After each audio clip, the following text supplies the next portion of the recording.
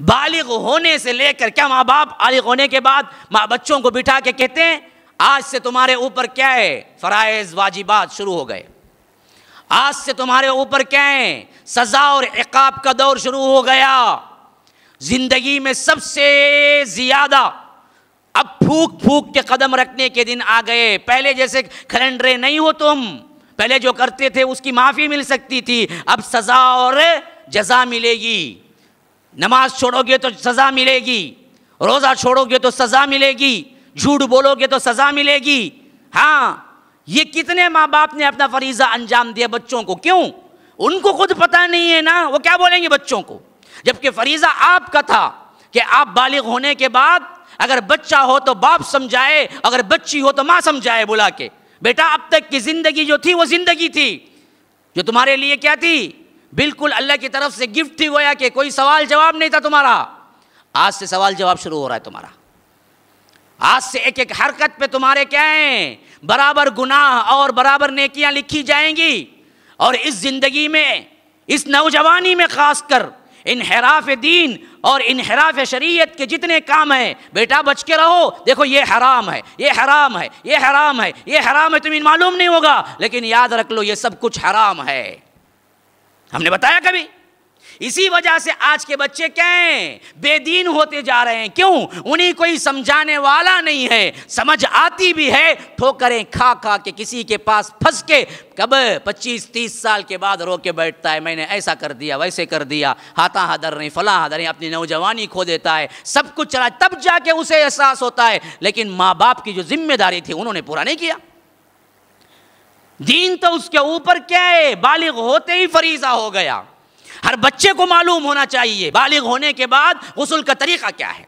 पहली इब्तिदा वहीं से है। तरीक़े शरअ नबवी के अंदर कैसा है। 40-40 साल होते नहाना नहीं आता। वो नहाना यही समझता है कि 10 किस्म के साबुन, 5 किस्म के शैम्पू रख ले, को 1 घंटा हमाम में रहता, क्या रे करता बाबा अम्मा अल्लाह, तब निकल को आता। उसे मालूम ही नहीं शरीयत का नहाना क्या है। शरीयत के अंदर 3-4 मिनट का नहाना है असल। फराइज़ गुस्ल क्या है, सुनन गुस्ल क्या है, सुन्नतें क्या है उसमें, फरीज़े क्या है उसमें, और क्या ज़रूरी है क्या ज़रूरी नहीं है, कब कब गुस्ल फ़र्ज होता है नहीं मालूम। 25 साल 30 साल हो गए, मालूम नहीं गुस्ल कब कब फ़र्ज होता है। एहतलाम में कब कब, कैसे एहतलाम में फ़र्ज होता है, कैसे एहतलाम में फ़र्ज नहीं होता, किसको मालूम है? कितने लोग हैं?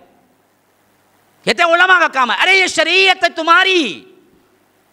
अगर बच्चा क्या है, जहां गुस्ल वाजिब होना है वहां क्या नहीं किया, गुस्ल नहीं किया, नमाज पढ़ ली तो माँ बाप को जाएगा, बदबख्त ने सिखाया नहीं। हाँ, किस पे गुस्ल नहीं, पहला उसको तालीम है, सिखाओ उसको। इसी तरह एहतलाम का क्या है, जब से बिल्कुल आसान तरीन पहला मसला नहीं मालूम हमें, जनाबत का गुस्ल कब फर्ज होता है। फरमाया अल्लाह के रसूल सल्लल्लाहु अलैहि वसल्लम ने कि जो ख्वाब देखे तरी न देखे, जो ख्वाब देखे तरी न देखे उस पर गुस्ल नहीं होता। जो ख्वाब देखे तरी भी देखे उस पर गुस्ल है। जो ख्वाब देखे तरी न देखे, अपने कपड़े पर भीगा हुआ न देखे तो उस पर गुस्ल नहीं है। जो ख्वाब भी देखे तरी भी देखे उस पर गुस्ल है। और जो तरी देखे ख्वाब न देखे उस पर भी गुस्ल है। बुनियादी मसला, बुनियादी मसला हमारे बच्चों को नहीं मालूम, अब तक हमारे नौजवानों को मालूम नहीं।